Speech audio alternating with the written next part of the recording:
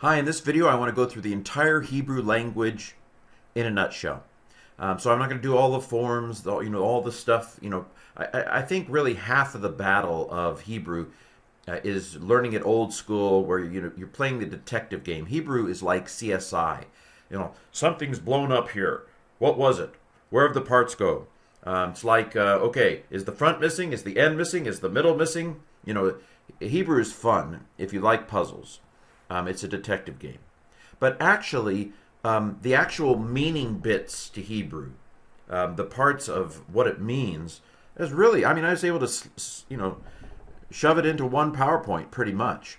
And so there's a whole lot to learn about Hebrew that has to do with the letters and how to recognize the words and things like that. But the actual meaning part of Hebrew is actually not a lot. And so in this video, I want to go through the basic meaning bits of Hebrew. So, if you want to learn Hebrew, I do think you want to learn the letters and the vowels.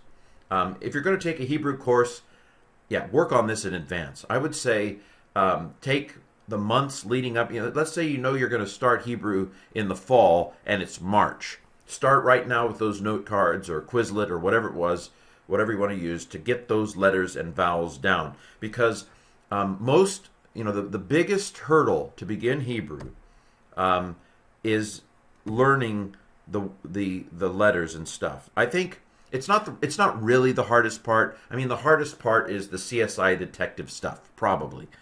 But the first hurdle is learning the letters and the vowels. Once you're over the letters and the vowels, it's all downhill from there. It really is. Once you've got the letters and the vowels, you've got Hebrew licked. That's my opinion. But it takes a while for most of us to learn the letters and the vowels. But once you can read the words, you're in. That is, pronounce the words. So I shouldn't have done what I did here. I've gone ahead and put them in the English configuration. That is, starting on the left and moving to the right. Of course, one of the very first paradigm shifts of the Hebrew language is to realize that in Hebrew, the letters read from right to left. And so it does go from top to bottom, fine. But Hebrew goes from right to left. And actually, a Hebrew book, if you have a Hebrew Bible, it begins at what we would call the back. So Hebrew books begin at what we would call the back, and then the letters read from right to left. That's different. And it's a pain to type, believe me, for an English speaker. But so learn the letters. Now, I've put them from left to right for English convenience. Aleph, Beit, Gimel, Dalet, Hey, Vav, Zayin, Ket, Tet, Yod, Kaf, Lamed, Mem, Nun, Samik, Ayin, Pei, Tzadi, Kof, Resh, Shin, Sin, and Tav. Anyway, I just kind of butchered that. But anyway, Aleph, Beit, Gimel, Dalet, Hey, Vav, Zayin, Ket, Tet, Yod, Kaf, Lamed, Mem, Nun, Amik, Samik, Ayin, Pei, Tzadi, Kof, Resh, Sin, Shin, Tav. These are the letters, 22 letters. There's really two letters that go with this, Shin or Sin. It depends. If the dot is over this side, it's a Shin. If the dot is over this side, it's a Sin. There are all kinds of little variations, so some of them look different if they're at the end of the word than if they're at the beginning or the middle. Some of them are pronounced one way if they have a dot in the middle of them, and another way if they don't. But this is Hebrew in a nutshell. We're not going to talk about all that stuff. But like I said, getting to know the letters and their peculiarities, once you're done with that, Hebrew is downhill. Get started well in advance. So these are only consonants. So Hebrew mostly only puts the consonants in the text. This is why when Kings, one book, was translated into Greek and the vowels were put in, it doubles in size. Hebrew is mostly a consonantal showing language. Now, the Masoretes in the Middle Ages did put these dots and dashes on the bottom and at the top. The circles basically mean a letter goes here. Could be whatever letter. The vowel is the thing underneath, or in this case, above. And so the Masoretes added these to help us know how to pronounce them. Modern Hebrew generally doesn't put them. If you buy a Hebrew newspaper, in Tel Aviv, it's not going to have the dots, the vowels underneath. But basically, these two are A vowels, long A, short A, kamatz, and a patak. These are I vowels and E vowels, so a hirik, a sere, a sagol. These are O vowels, a holam, and a kibbutz. And then these are kind of diminished or vowels that have lost some of their length, short vowels. So this is a shava. This is a kamatz katuf. This is a katef patak. This is a katef sagol. Anyway, again, if you wanted to learn the whole language, you would memorize all of these vowels. That's the biggest part of Hebrew. But this is Hebrew in a nutshell, so I'm not going to worry too much about that. You're going to spend the first few weeks, maybe even the first month. That's probably a little long, but you're going to spend some time at the beginning of a Hebrew class just learning how to read the letters. So there are tools, though.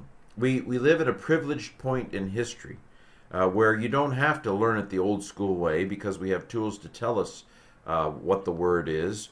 You don't have to do the CSI because tools will tell you what the word is.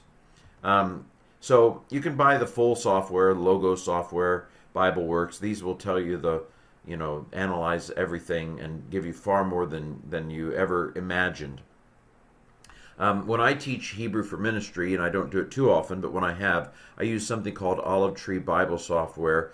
It's relatively inexpensive, less than $100, and it parses and analyzes everything.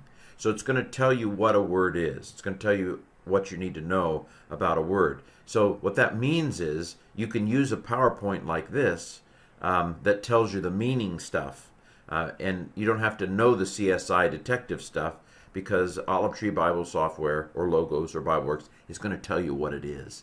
And so that means you can go straight into the meaning of the word without having been able to recognize how the word got mangled or blown up or how something went missing. It'll tell you what it was. So that's what I use a lot of times when I'm teaching Hebrew shortcuts. Of course, blueletterbible.org and interlinearbible.org, which redirects to Bible Hub. Blueletterbible.org will tell you what the word is. It'll break it down verse by verse. Interlinearbible.org does the same thing. These two don't yet. Maybe they will one day. They don't give you the analysis that Olive Tree Bible software does. So the software at this point is necessary to give you the full analysis. These help. Blue Letter Bible helps you know what the root word is, but it doesn't give you a full analysis. Okay, so that's, if you have these tools, then you don't have to have everything memorized, and we can go straight into meaning. Now, I do think learning some key connecting words will go a long way. Hebrew is really a very elegant and simple, poetic kind of language. It doesn't use a lot of logical connecting words like Greek does. It's intuitive. It's a very intuitive language. And so you can learn the key connecting words in 2 PowerPoint slides. Here are a few. Now, let me start with the connecting words that are separate words. That may seem strange. Aren't all words separate? Not in Hebrew. But there's some. So like, here's a key one. Asher is how this is pronounced. Asher, which means which or that. A very key kind of connecting word. Greek has all kinds of forms of this. There's just one main one in Hebrew, and that's asher, which means which or that. Ki means for. Usually explains why something happened. This in Greek it would be for God so loved the world, but that's the kind of for that ki is used for in Hebrew. El means to. I went to Jerusalem. El, Jerusalem, Yerushalayim. Al can mean upon. So again, these are key prepositions and connecting words. Here's some more. Min means from.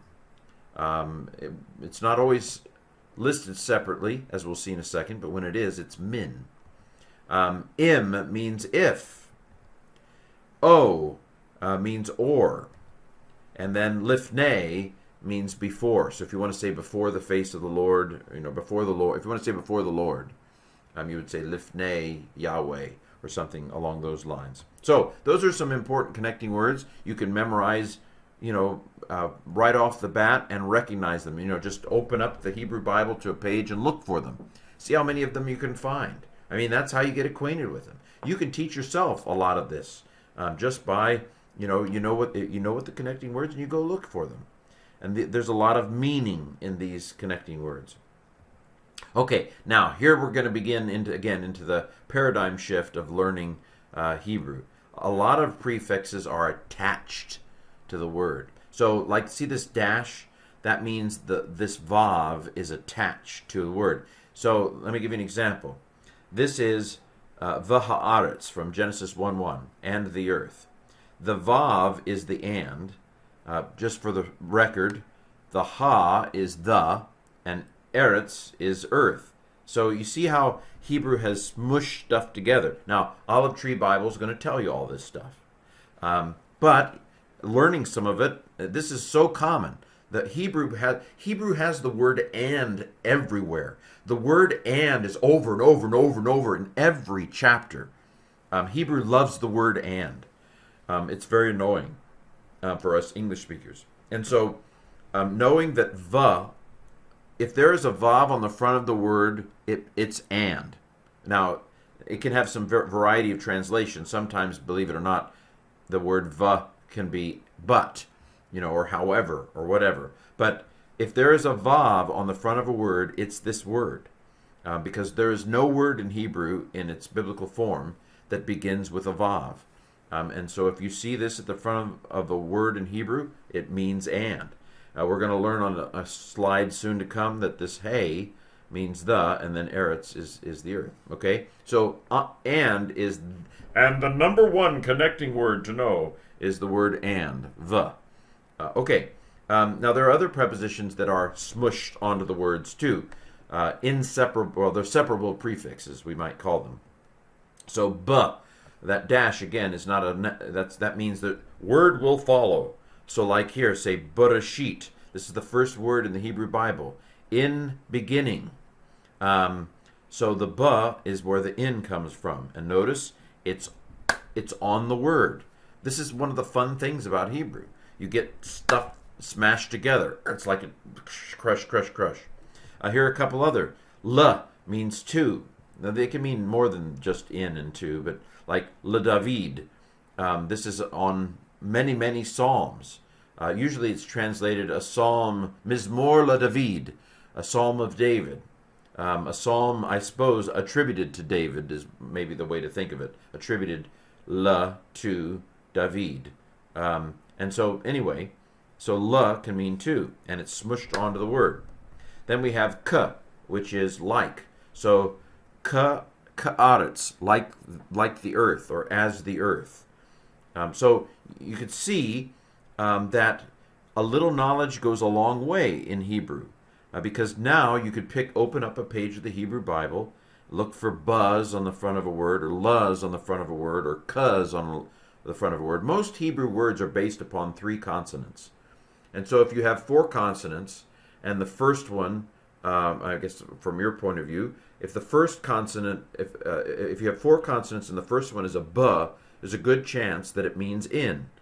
Now, of course, sometimes the b can actually be the first letter of the word.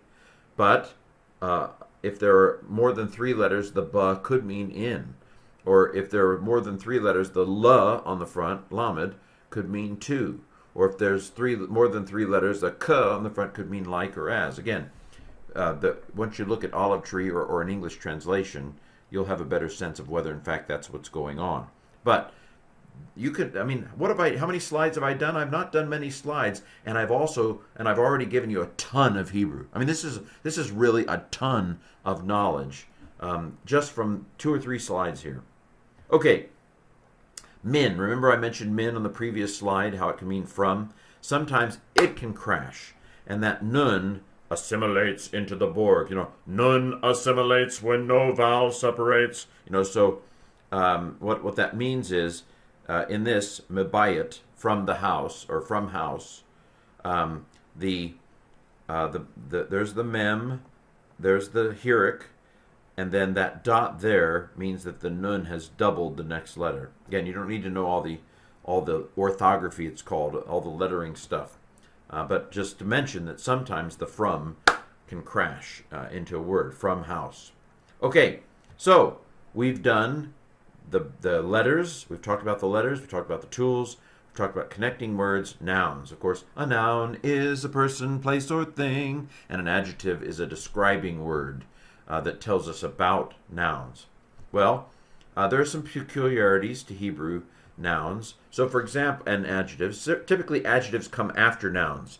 So instead of saying a great city in Hebrew, you would say a city great. It's a little like French.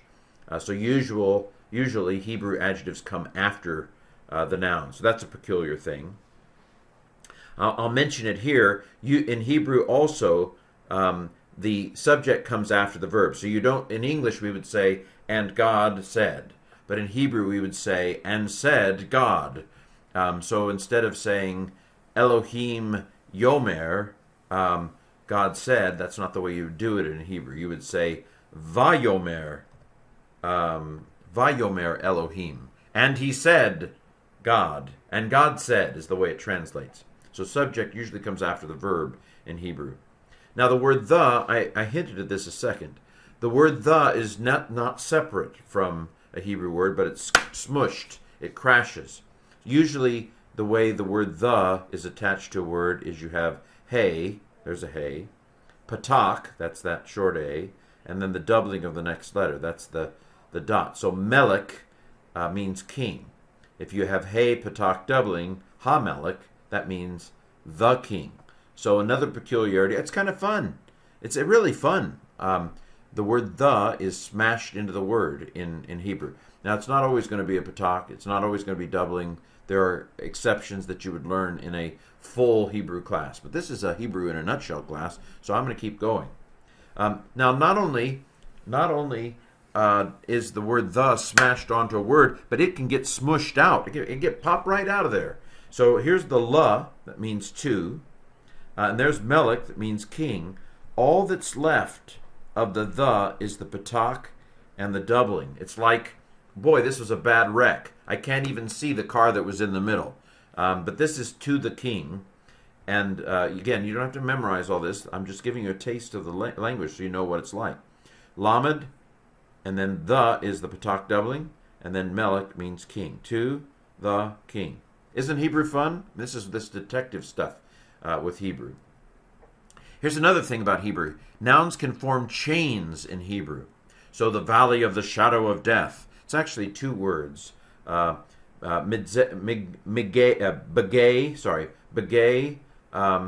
Zal Mavet. So two words. There's the ba that means in the gay, in the valley of, and then Zal Mawet, death's shadow. Mawet is death, and then Zal, so it's kind of a strange kind of word that's gone way beyond the three usual Hebrew letters. But basically this of, there's no word for of here. Of comes out of the fact that this first word, gay, is in what we call it in the construct state. And again, if you're using Olive Tree Bible software, if you click on that word in that software, it'll tell you that it's construct. So again, in using the tools, you don't have to have it all memorized. The tools will tell you this word is construct, which means you put an of after it. So we say that if a noun is in the construct state, you put the word of after it. There's no Hebrew word for of in this case. It's coming out of the fact that the first word is construct, and your tool is going to tell you that it's construct. So nouns, just some other things about nouns. Nouns could be masculine or feminine in Hebrew. That doesn't really mean anything. It's just a convention. If you know Spanish or other languages, you know that other languages do this. English doesn't do this. We don't put a gender on our words, but Hebrew does. The masculine basically doesn't do anything. The base form of a Hebrew noun is just bleh. It's the word. If you take the noun and it has a kamatz hey on the end, it's probably feminine singular. So nouns can be masculine or feminine. Doesn't really mean anything. It's just, and this is the thing about languages. Don't try to understand everything. You just go with it. Think of it as a game. Oh, so I call a noun masculine or feminine. It doesn't mean anything, but it's part of the game. And if it has a kamatz hey on it, it's probably a feminine word. Nouns can be singular or plural. Now this is more significant. Are you talking about one thing or are you talking about more than one thing? And so this is the masculine ending, im. So Elohim, very interesting. The word for God is plural, and yet it's consistently used as a singular. What's up with that?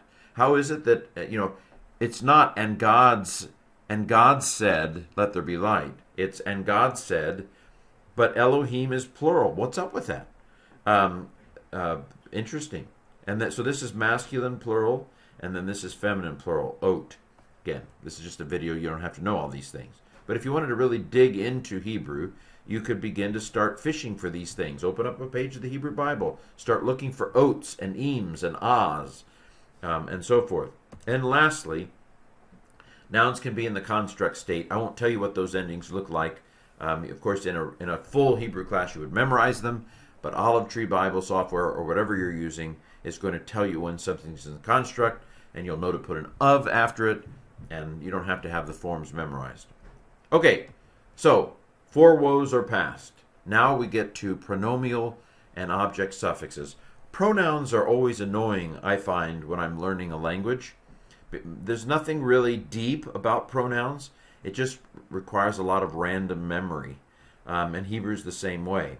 Now, of course, again, if you're using Olive Tree Bible software, it'll tell you when there's a pronomial suffix or when there's a pronoun on the end. Let me explain kind of what I'm talking about. So there's a mess of pronoun forms. A pronoun is a word that stands in place of a noun. So instead of saying Ken, you say he or him. Instead of saying cup, you say it. Instead of saying Ken, Bob, and Larry, you say we or us. Those are pronouns, okay? There are other kinds of pronouns like this and that and so forth. Now, Hebrew does have independent pronouns. That is, words like you or I or he or she. There are Hebrew words for those. And of course, if you're using Blue Letter Bible, it'll tell you this word, atah, means you. So that's no problem there. It's just a matter of vocabulary. And the tools will tell you what it is. Now, where Hebrew is weird is, with a noun, Hebrew can actually put the our or my, we call these possessives, my, your, our. Hebrew can actually put it on the end of a word. So let me talk about this here. This is Yahweh, the name of God. Jews, of course, don't say the name of God. They substitute the word Lord for it. So you would say Ladonai is the way they would pronounce it. They would say to the Lord. There's the lamed, to, remember, the preposition that means to the Lord. And if you look this up, it would say it's in the construct state. To the Lord, no, I'm sorry, it's not. To the Lord, Eloheinu.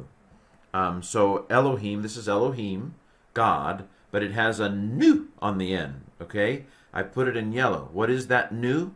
It's a pronomial suffix that means our God. So Elohim is God, and if you put a nu on the end of it, Eloheinu, it means our God. That's a pronomial suffix. Again, you don't have to memorize it because this is just a Hebrew in a nutshell. Olive Tree Bible software or Logos will tell you that this is a pronomial suffix that means our. Isn't that neat? That Hebrew can shove stuff onto words, glue it together. This is why it's CSI. You have to figure out, what's what. But you can also have objects, pronoun objects at the end of a verb. So possessives are like my, our, your. But you can also put a pronominal suffix on a verb. So ye'aha vani puts the e on the end, actually the ni, but the e on the end is me. He will love me. And the me part is attached right on to the end. Again, you don't have to know it, because this is just Hebrew in a nutshell. But if you have some software, it's going to tell you that this Hirik Yod on the end means me. Things that you would learn if you learned the Hebrew language fully. Okay, let's talk about Hebrew verbs. So nouns are very important. Nouns tell us who the players are. Who are the people, who are the places, who are the things, who are the ideas that are involved in these sentences I'm reading. The Hebrew verbs tell you what they're doing. So they're action verbs. They're also being verbs, of course. Hebrew verbs have tenses, but they're not like English tenses. So in English, we talk about the future tense, the past tense, present tense, that sort of thing. Hebrew basically has two tenses, the perfect tense and the imperfect tense. And again, your software, Olive Tree Bible software or Logos or BibleWorks, will tell you whether it's perfect or imperfect. Basically, the perfect, when you're a beginning Hebrew student, you tend to think of the perfect as being the past tense and the imperfect as being the future tense. More sophisticated, of course, the farther you go in Hebrew, you'll begin to think of the perfect more as having to do with what's complete and the imperfect as something that isn't complete. You can talk about things in the past in an incomplete way, and you can talk about things in the future that are in a complete way. And so it's simply not the case that these map exactly to the past and the future tense. You have to kind of figure out what's going on in the context. There's actually another kind of, and again, don't ask why, just memorize. There is a why, but don't ask as a beginning student. Just learn, this is a fun part of the game. There's something called a converted imperfect. Now, this is past tense. The converted imperfect is always past tense, and it's very common, especially in stories. So here's something that appears a lot in Genesis. Vayomer. The vav, anything that begins with a vav is beginning with an and. Vayomer. This is an imperfect. Yomer is an imperfect. It means, if it was just Yomer, it would mean he will say. Maybe might be my translation as an imperfect here. But when you do the vav and the patak and you double it, then it flips, becomes converted, becomes a past tense. And he said. Vayomer Elohim, and God said, is the way that's translated. So there's a converted imperfect. Sometimes we talk about a converted imperfect. Basically, a converted imperfect is a perfect tense with a vav on the front, an and on the front, and it basically does whatever the words that came before it do. It's a chameleon. It assimilates to whatever the chain of verbs coming down the pipe. Whatever they're doing, the converted perfect will do the same thing. We have something a little like that in a minute, another thing like that. Okay, there are other options, but they're later on in this very brief guide to the Hebrew language, Hebrew in a nutshell. Okay, so Hebrew verbs also have these things called stems. The stems kind of play with the letters. Sometimes they double them, sometimes they put an N on the front, sometimes they put an H on the front and change the vowels. Sometimes they put an H and a T on the front. What these modifications to the stem, to the word, do is they change the meaning a little. Now, in the end, you probably should just look up in a dictionary what a word means. So if you find out that this word is in the H stem, also called the Hifil stem, you just go to your dictionary, and Olive Tree Bible has the classic Brown Driver Briggs Hebrew dictionary. It'll tell you what a word tends to mean in that stem. So even though I have this nice little PowerPoint I'm doing here, really you could look it up in a dictionary and it'll tell you, in this stem it kind of means this. So the ground stem, sometimes called the G stem, or in the older system it was called the call stem. This basically is the ground meaning of the word bleh. It's what it meant. Okay? But you can also make that passive by putting a N on the front, sometimes called the N stem or the Nifal stem. By the way, if you learn the old-fashioned names for these, by learning the name, you've learned the basic vowel pattern that it has. Although they picked a strange word. Well, I don't know why the Hebrew grammarians picked the word they did. They picked an irregular word, and so sometimes you see these forms used with the verb to kill, katal, because the verb katal is perfectly normal. So this would be the niktal stem if you went with a more regular verb that some Hebrew grammars use. But the old-fashioned name is the nifal stem, sometimes called the end stem. It basically takes a word and makes it passive. There is also, by the way, a GP stem that makes the G stem passive. But moving right along. Okay, so there is a D stem, also called the PL, and this is the older name for it, PL. And again, it kind of shows you what the vowels do. Factative means that the D stem takes whatever the ground meaning is, and you put something in that state. So one of the old examples of this was the verb to break. So there's a verb that in Hebrew means to break in the basic stem, but when you put it in the D stem, it means to shatter. And so that's kind of like to take something and to put it in a broken state, to shatter it. And so the PL is often called a factative stem because it puts the ground, it takes the basic meaning and you put something in that state, and that's when you put it in the D stem or in the PL stem. And again, you can look up in a dictionary, and it'll tell you what a word means in the PL stem. There's also a pual, which is the passive form of the D stem. There's also a hiphil, that's a causative stem. So if this word means to break in the basic meaning, then to put it in the H, it would mean to cause to break. It's kind of fun. So, break, be broken, shatter, put into a broken state, be shattered, be put into a broken state, cause to shatter. By just playing with the letters and the vowels, adding an H to it. For this one, you double the middle letter, put an N on the front. Just playing with it a little bit. Remember, it's like CSI.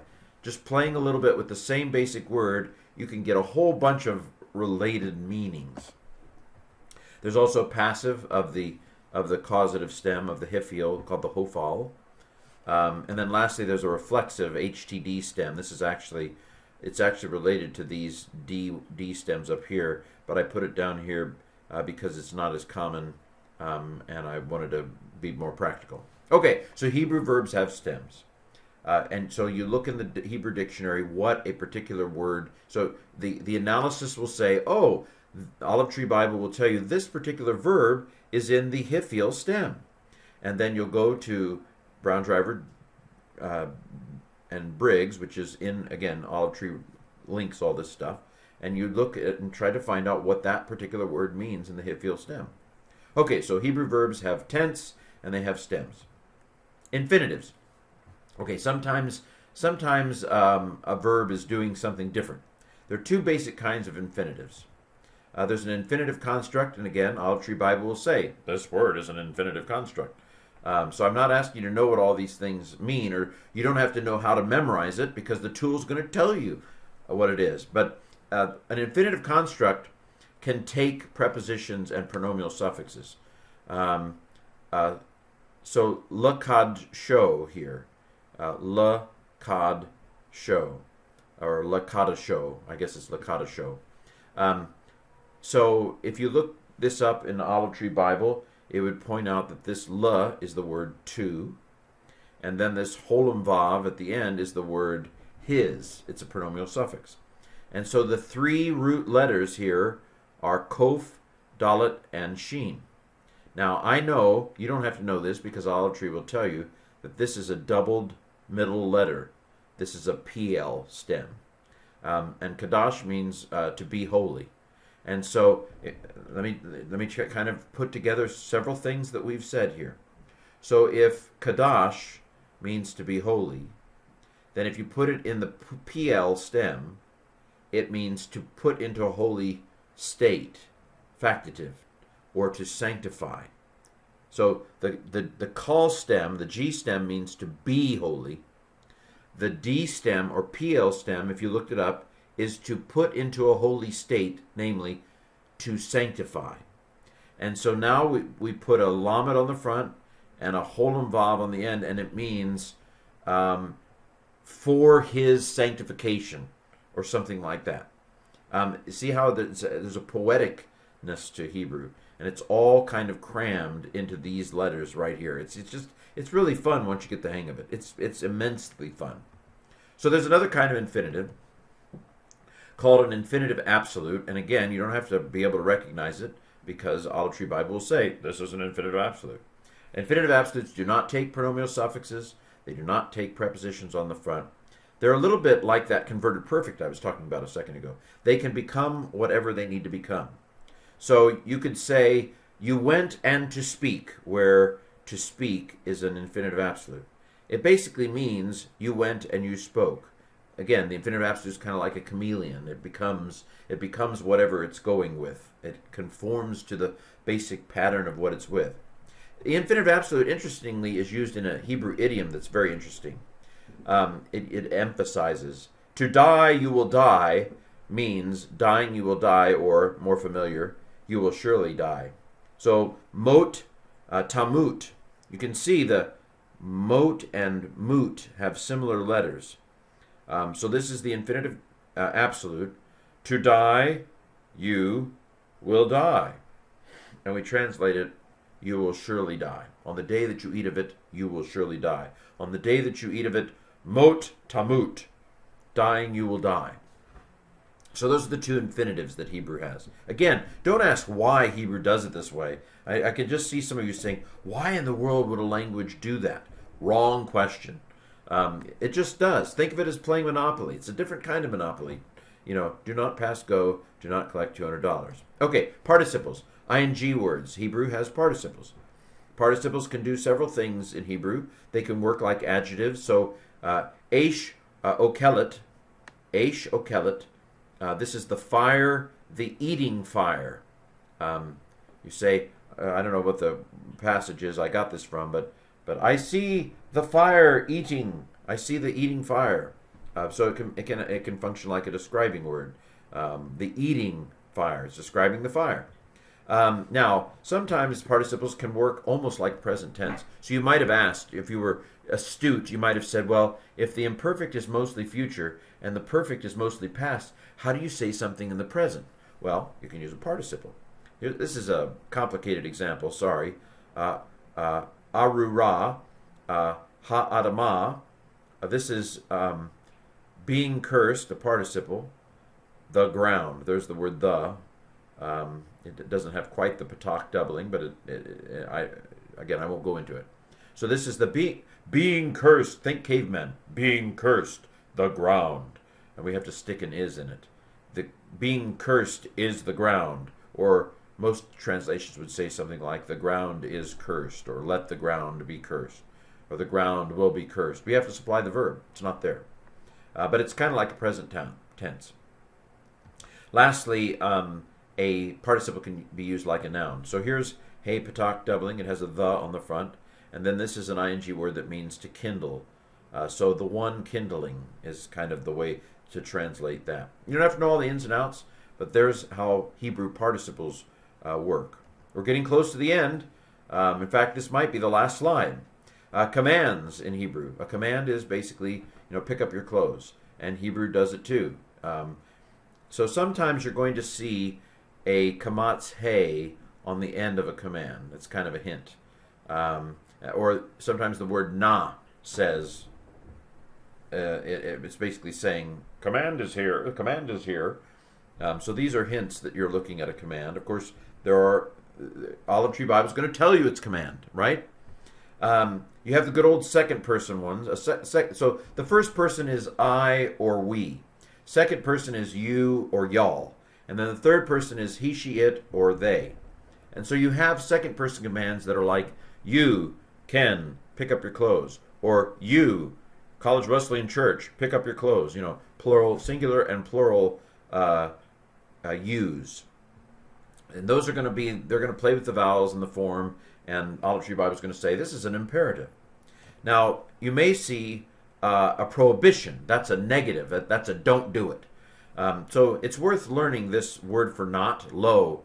Lo means not in Hebrew. That's worth memorizing because it's all over the place. This is a prohibitive not. Do not pick up your clothes. I might use all with a command. This tends to be used more with a command, the all form of not. You might see in Olive Tree Bible, you might see something analyzed as adjussive or a cohortative. All that basic, and there probably is going to be a kamatz hey on it if it's adjussive or cohortative. All that means is it's a command.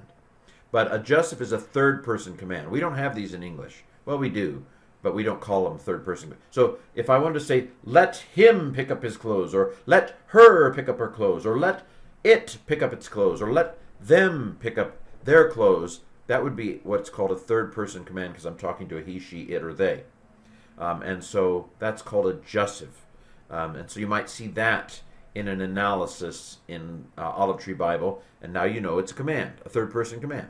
There are also first person commands. Let us pick up our clothes, first person plural. Or let me pick up my clothes, first person singular.